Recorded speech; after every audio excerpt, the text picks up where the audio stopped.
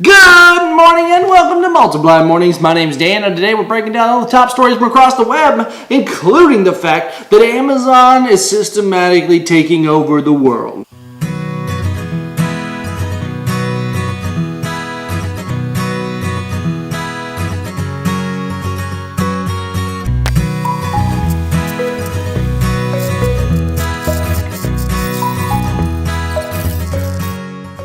You heard me right, Amazon systematically taking over the world. What I mean by this is Amazon has started off as obviously as an e-commerce book site. We've talked about before with their expedition into the shipping market. They also own, their owner owns I think it's called Blue Origin, which is their competitor to SpaceX for space travel. And then you add in now that they're trying to add in your grocery store. Now Amazon has already had a foray into actual stores with their Amazon bookstores, which have been popping up in various places. You know, they have Amazon Fresh, which is located in bigger cities where they'll deliver your groceries to you. So they've already been doing quite a bit with this, and now they're looking to take their global domination even that much further with their own line of grocery stores, which will offer curbside pickup where you can order on your phone, pick up all your groceries on the side of the road. Why is this important? Well, several other large grocery chains have already began this. Walmart, Hy-Vee, which is a small local chain kind of around here, Target, they've all started these similar things, but Amazon obviously has a humongous presence.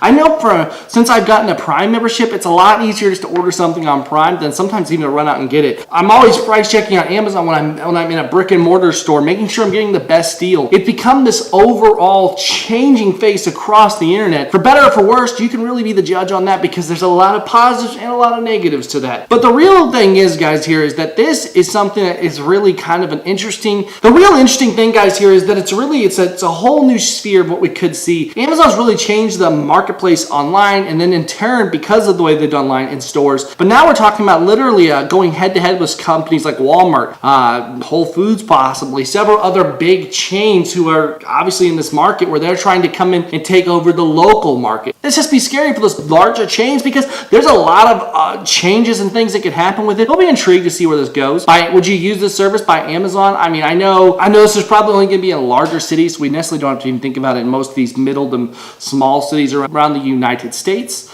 But it's still something to be conscious of and aware of and kind of looking out to the future what's going to happen. And now moving on to our next story. Forget the gas pump. Forget the power cord. Qualcomm and Mercedes-Benz have the solution. Wireless charging. Now, if you don't know what wireless charging is, it's actually fantastic. So where you can literally take your phone out, place it, or any device that's wirelessly enabled. You can take it out and place it on a mat that will actually wirelessly transmit the charge without any cable fuss or anything else. You're able to charge and power up your device. Now, this is really a cool technology. This is mainly found in Android devices, a few Windows, and not even a huge array of devices at that. It's a very, very select few people who actually use this technology. I think it's something that goes under the radar, but it's definitely very cool, useful. I very much like it. And this is just kind of a neat thing. I know my dream car is to have a Tesla, which is an electric car, and the thought of just pulling it up in my driveway and it starts charging is a fantastic idea. So basically the way it works is that you roll over and then a magnet in your car and a magnet in this whatever's underneath it that they're going to place, communicate, and actually sends the the power up through it. It's fascinating to think about that. I mean, definitely there's a whole bunch of stuff that comes from that. I think it's a really neat thing. We talked about yesterday about how Germany's looking to outlaw combustion engines by 2030. I think this is a trend we'll begin to see take over wider and wider effect in our country and in the world. So it's definitely something to be looking out for. This is a new technology that Mercedes-Benz is the first company to take advantage of, but it's not something that they're designing solo. So it can actually become a much more widely used thing depending on how it goes. So it's definitely going to be something to look out for, something that's really interesting. Let me know your thoughts though down below. I'd love to hear about it. And moving on, I am a movie lover. Oh, do I love my movies. In fact, I really like IMAX. Now, IMAX, if you don't know, those giant screens with a really, really good sound and everything, it's one of the coolest, most immersive movie experiences you can go to. Well, the IMAX company is now looking to go from the large screen to the tiny screens. That's right, they're looking at VR. Now, if you don't know, virtual reality is this new thing that's really really taking hold. And if you don't know about it, definitely look into it because they're very cool. They're looking at it, this edition, adding these VR immersive experiences in theaters. Now, I don't know exactly how this would happen. I don't know if they're going to be talking about solely VR movies or if they're going to be putting you in some more of an immersive way of watching non-VR movies. I don't know how this would exactly work because there's not a ton of VR movies out there. And the ones that are, I mean, they're kind of a mixed bag. So it'll be interesting to see how they put this in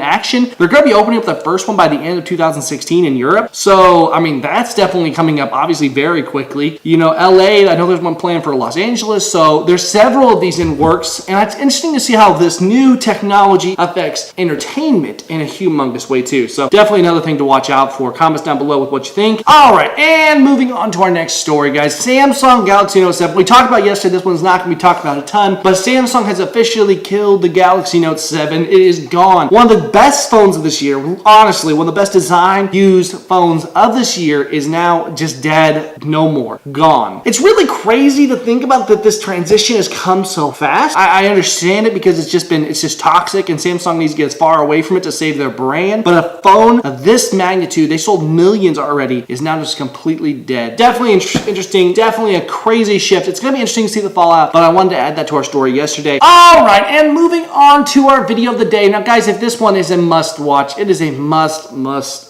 watch. This is where someone has taken, and brilliantly so, has taken the debate between Hillary Clinton and Donald Trump, and they have put them with the voiceover of "I've had the time of my life." And it is hilarious. It's hysterical. It's our video of the day. I definitely suggest you check it out. It's mind-blowingly funny. And so you really should just take a moment, click down there on the link below, and see the video of the day. I think it's incredibly funny.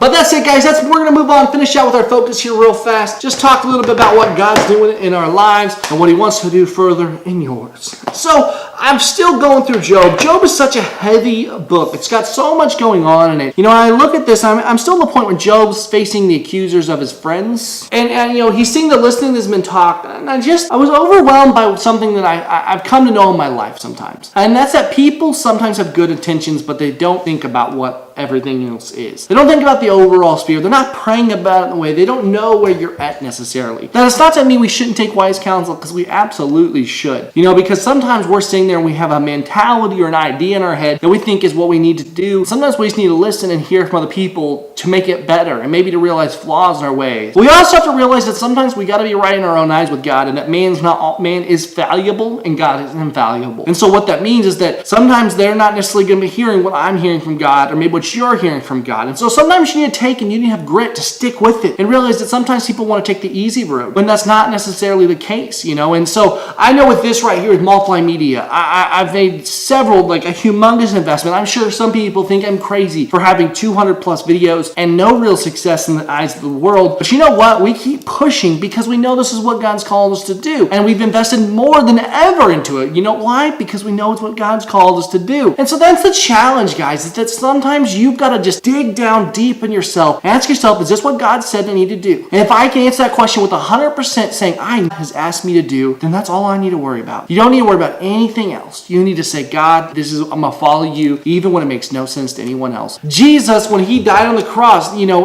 he made the statement about, you know, that I'm going to go to die. And Peter's like, don't say that, Master. That's not going to happen, Lord. That's not. And Jesus like, get behind me, Satan. Sometimes people don't want to hear about the discomfort. They don't want to hear about the uncomfortable situation, and they want to just take the easiest road, but God doesn't call us to do that. So definitely my challenge to you today, guys, is to make your faith your own, because when that happens and God tells you to do something, then it's time to put it in action. And when everybody else is saying, hey, you're crazy, say, no, my God is behind me, and keep moving. That doesn't mean we don't listen to wise counsel, and that's something you genuinely have to look deep in yourself and say, okay, I've got to continually be walking towards Christ. But I challenge you to go there, guys. Challenge you to dive into your faith and make it your own, okay? Well, I'm going to go ahead and wrap it up today, guys. I appreciate you watching the video. Make sure you go back and check out the rest of this week's videos. And last week, we've got some great stories that have been going on. And make sure you subscribe to the channel if you want to see more. Like this video if you enjoyed it. Make sure you share it to your friends. Thank you so much for watching. God bless. I'll see you tomorrow.